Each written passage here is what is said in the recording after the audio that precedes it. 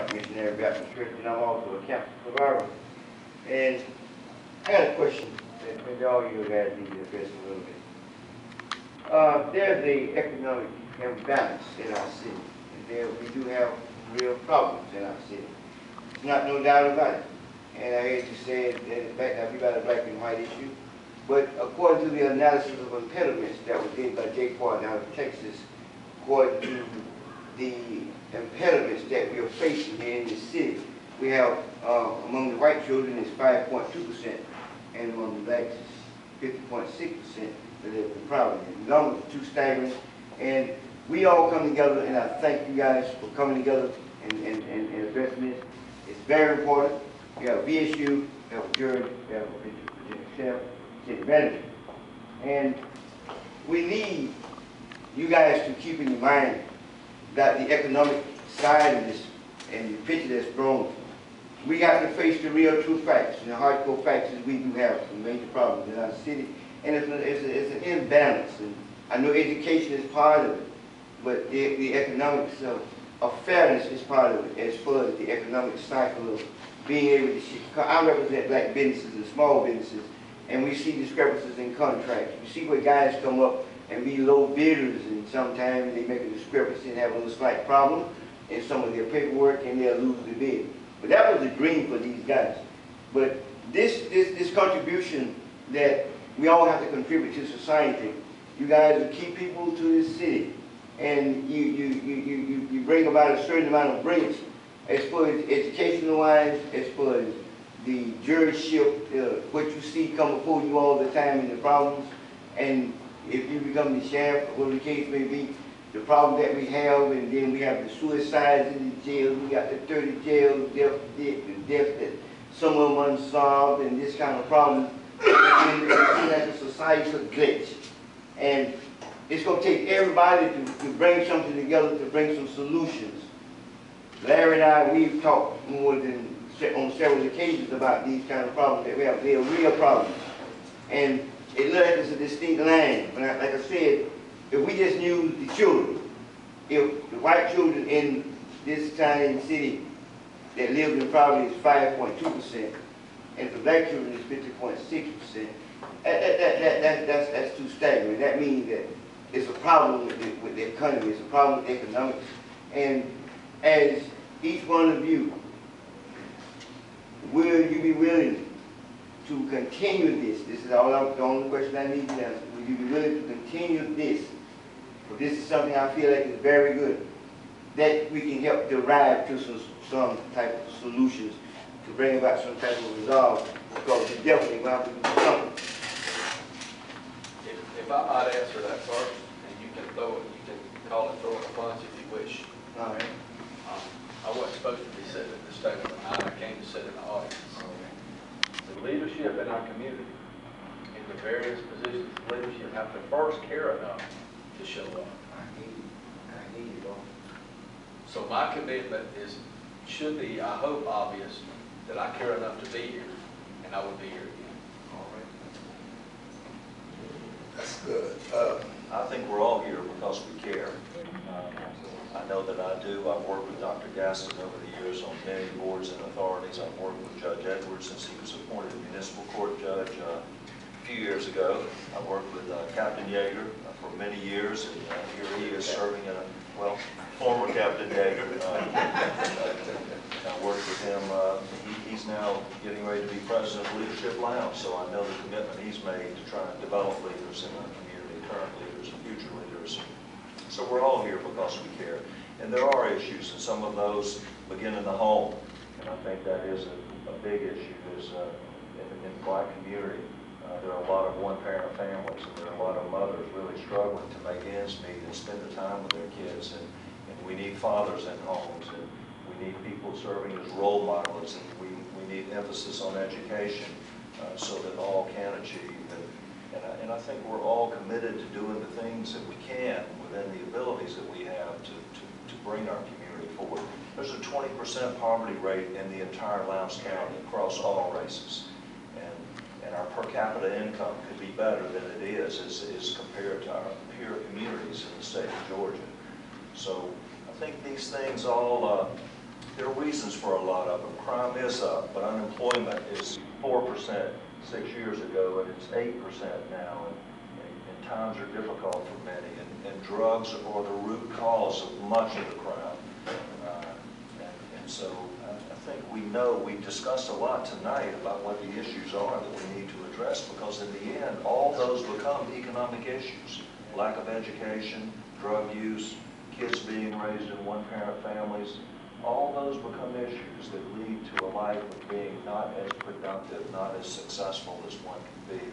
And yet there are many that come out of those environments that, succeed and become very successful. And I want to echo briefly what was said about education. I'm a product of the Valdosta City School System. I graduated from Valdosta High School. I have 2 children. I have a son that's a junior at Valdosta State, will be, this week. He graduated from the Valdosta City School System. My daughter is a senior at the Valdosta High School as we speak. I believe that all the children in our community get a good education and have that opportunity and that benefit regardless of school system. So I do want to make that statement. I think we're fortunate to have 2 good school systems here, as well as private schools. Can I add? No, go ahead. I just want to add just a couple of things real briefly. One of the things I've committed to do over the course of being a judge, and I think I would do it in my private life regardless, is talking to young people in dare groups. These are young people who are still in formative years, who you can still make an impression on, and who you can still talk to. They, in fact, of all the people I talk to, they often ask some of the best questions. And have some of the smartest responses and most intuitive responses, because they're not jaded by what we've all seen in life. And we bring them, they come to the courthouse, we bring them in the courtroom, and they sit at all the places in the courtroom that people sit. So that one sits in my seat, one sits in the clerk's seat, and we talk about what goes on in the court. And we talk about the function of the court. And we talk about I ask them, who plays the most important role in this room? And of course, they almost always, one time they get the answer wrong, they say the judge. And I say, no, it's the people sitting in the jury box. We believe in this country, we put power in the people. And that court system is a perfect example of that. And then the other thing we stress, and I stress to them is, they live in a very different world than all of us came up in. And it's because of a couple of things. Number one, they will be governed, and the rest of their life will be governed by data. Their criminal history, their driver's history, and what I call their social history. That is the things they put out on the internet that will be there forever. Those 3 things will govern them for the rest of their life. It will cause them to get a job or lose a job. It will cause them to be successful or unsuccessful. Those things can become haunting for the rest of their life. Or, if they're kept clean and free, they can be actually a positive thing. They can lead to better jobs. One of the things I worry about with young people is, Facebook. And I know everybody uses Facebook, and it can be different things to different people. But what I worry about is, they friend somebody, and they talk to somebody, and they're getting this illusion of friendship, and this illusion of community, and this illusion of people who care about them. Okay? And I'm sorry, it's an illusion. It's not the community you and I all came up in, where your next door neighbor was keeping watch over you, and the lady across the hall, and the person down the street, and the teacher at your school. Now those people may still be there, but we've become more and more isolated from one another. And what we're talking about here today is just the opposite of that. We need more community.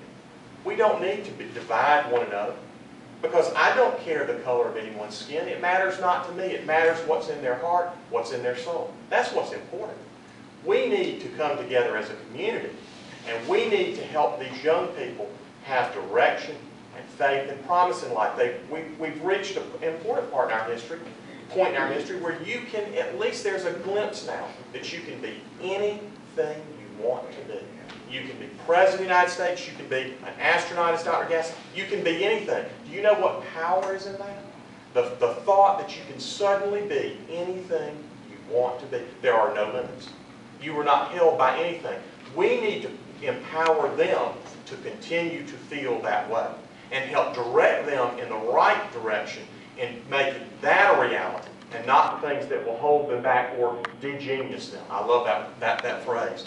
Because that's the chains that bind people. That's the things that keep people in poverty and ignorance. We want to break those chains. We want people to be able to move forward in life. And your court, and your sheriff, and your city manager, and your educators, we all want that. We wouldn't be here tonight if we didn't want that. That's what it's about, and that's the reason you're here tonight. If you didn't care, you wouldn't be here. But we need more of you. This room ought to be packed and full. It ought to be, we're standing room only. Every issue's that way. Every issue I deal with, domestic violence, a perfect example. I had a forum up here about domestic violence a year ago. There was 3 people in the audience. And I can tell you the only way we're going to combat domestic violence is for the community to be self-aware of the problem and be willing when they see something to step in and get involved. You've got to be willing to get involved. I'd just like to make a very brief comment. Go ahead. Okay. For me, the question is, where can I have the most impact? Yes. I can't do everything for all people. So you can stretch a person so thin they become useless, or non-productive. So the question is that, to find that. But we also we need to think about asking some different questions. Maybe we are not asking the right questions, okay? Everybody in Valdosta, just about, and I can say, I think safely, everybody in Valdosta gets some money sometime during the month.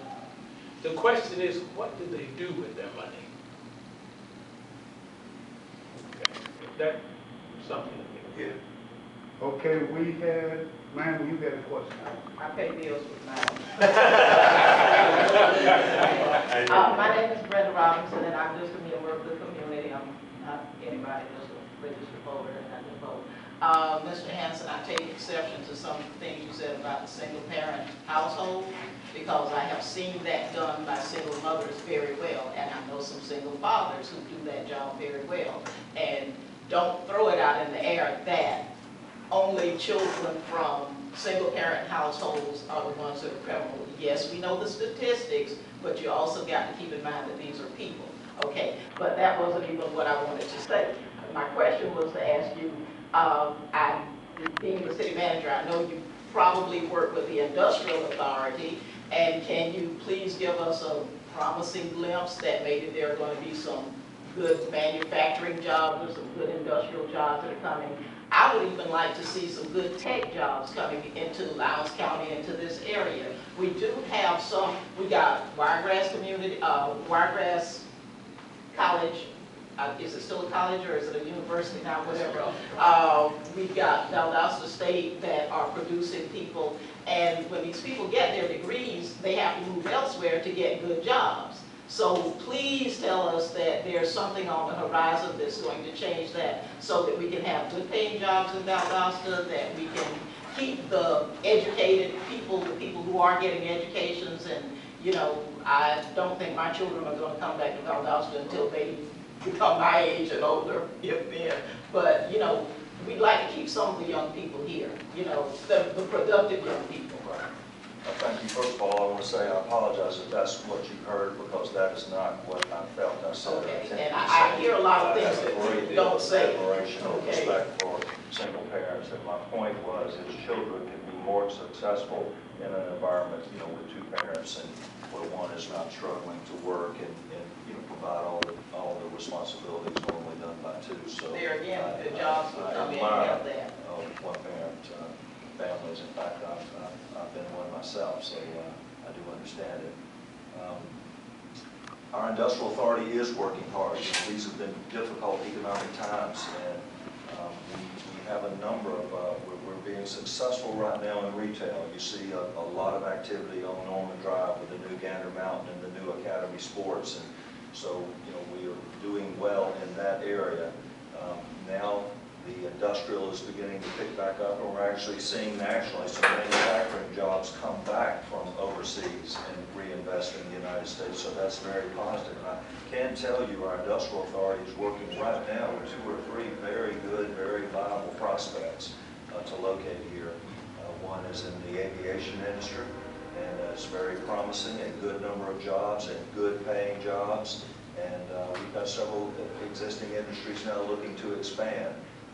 Election years are also very difficult, because a lot of investors sort of get on the sidelines so they see what what the politics are going to be and what the regulations are going to be in the future. So election years are interesting years. But I'm very optimistic with some of the prospects that we have right now and going forward. And I think the economic tide is beginning to turn slowly. We have one last question, and that'll come from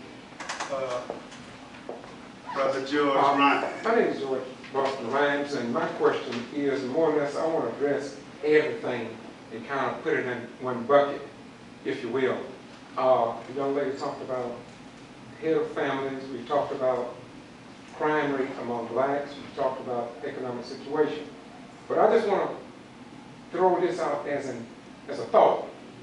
And I want you to imagine with me, if you can, that from the 20th planet, there's extraterrestrials that come to Valdosta.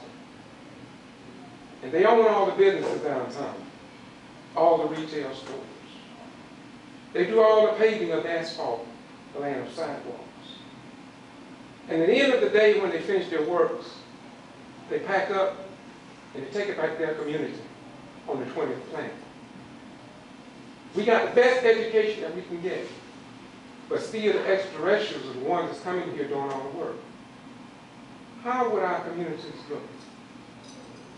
And if we bring it from the 20th planet to Valdosta, and let's say we got a person who's highly educated, overly qualified, and he tried to get just paving one side of 84, and he can't find any way to get into that system. It's going to the same people that have always gotten it from the beginning of time. What if that same family got little children? And those children won't benefit from the paving of those roads because they can't get access to the contracts. They can't get access as other people have gotten for all these years. And so what if the federal government said, we see that we've been kind of one-sided. And so we're going to create a program on the hood where we will do a little set aside for the small disadvantaged businesses, both black and white, just to include those who have been locked out. Wouldn't the parents of these children who are committing a crime, just seeing that their parents now got a fairly decent income? Dr. Robinson studied the impediments like I did. And it seemed like everybody seemed to forget that in every society where you have poverty, you got crime. It's just that simple. And so until we become to understand, me, I'm not colorblind. So when I go to the annex and I look around, if I see all of the extraterrestrials employed in there, and when I look around and see all the retail stores occupied by extraterrestrials, when I go to Judge Edwards' courtroom and I see everybody that's employed and getting money from the state are extraterrestrials, and we who are in Valdosta don't have those jobs. But yet we have to go home to a house with children in it. How do those children survive? I'm just throwing that out as food for thought. And so, as the judge said, let us all look at what's inside of a human being. When you talk about qualifications, I look at qualification, and those who came through the civil rights struggle, we look at qualification a little different maybe. I'm finna close. You see, blacks in particular was overqualified to use the restrooms in the 50s, 40s. They were overqualified to eat at a public restaurant. They were overqualified to be police officers, federal government, to fight in the war, but yet we had to fight just to get that. So here's what I'm saying. The military, when I went in 70, they knew that blacks had been locked out of certain segments in the military. And there wasn't, blacks wasn't qualified. But the United States government, here's what they said. Because they want to right what had been wrong for over 400 years. This is what we're going to do. We're going to grab a black man and a black woman, and we want you to come over here in electronics or in communications. We're going to train you. We know you're not qualified, but we want to show you that we want to correct what has happened. So So what I'm saying in that illustration is this. Sometimes, to correct the wrongs of the past, reams and scrubs shouldn't have all the pavement and the concrete work. And sometimes we got to get up, we don't want what we call set aside because that's reverse discrimination. But when you want for your neighbor, as Jesus said, that's what you want and have for yourself and your own family. Then if you really want people to come together, stop the crime, appreciate each other as brothers and sisters, they need to see that. That's why I'm going to take my seat. In closing, I just want to say this to you. Let us want for our neighbor in the courtroom. Let us want for our neighbor in dealing in law enforcement. Let us want for our neighbor when it comes to the contracts and come down to being equal and fair. Because what, as a civil rights person, you all probably would be surprised at the white folk from various government entities tell me they are very unhappy with what's going on. That's how I know what I know. Because they are quite right people who are sick and tired of what's going on here with the unfairness. Nobody want to talk about it. And the last thing I want to say is this here. I'm through. I've been to about 10, 11 meetings like this. And all the time, it's the top level people behind this table. Larry Hanson, I'm going to ask you a question. I wish you could get with the mayor, the city council, and I wish we could have a meeting like this, citywide, and put the children behind the table. Let's just say an audience. So we can hear see, let the children talk to us. We always talking about what the children ain't doing. Let the children tell us what they need and what we ain't doing. Thank you. Okay, ladies and gentlemen. Okay, ladies and gentlemen, we do thank you. Our time, like in most good discussions, time runs out. We thank you, Dr. Gaston, for coming, and Judge, and Captain Yeager. We thank you, Mr. Yeager. We thank you for coming, and Mr. Hanson, we thank you for being here. Let's give them a big. And let us give a round of applause for Mr. McClendon for putting this on.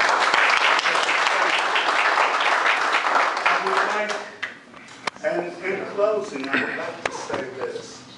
You know, a well-functioning community is a well-informed community. And let me tell you something. When you go to college or your kids go to high school and they look at the curriculum, they will not find a subject called Class 101. Either you have it or you don't. Now, this class, that seed, it starts at home. It starts in your church or synagogue or the Muslims or whatever your religious belief is. It starts there.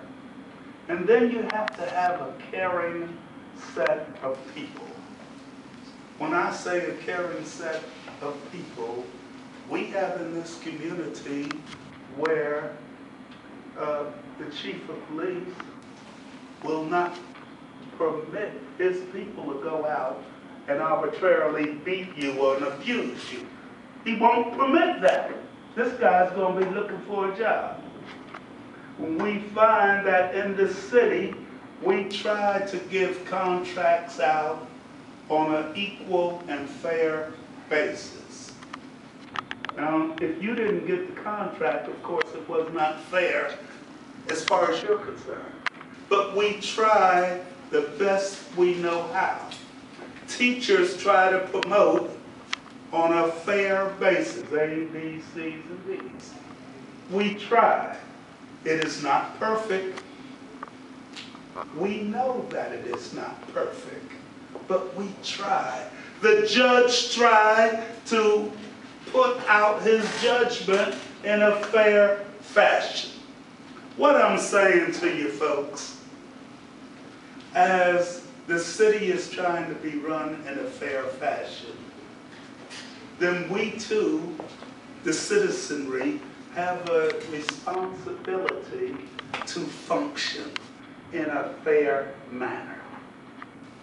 I don't like to hear folks just arbitrarily throw around racial remarks.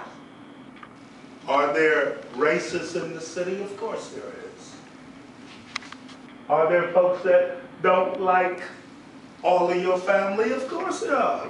I don't like all of my family.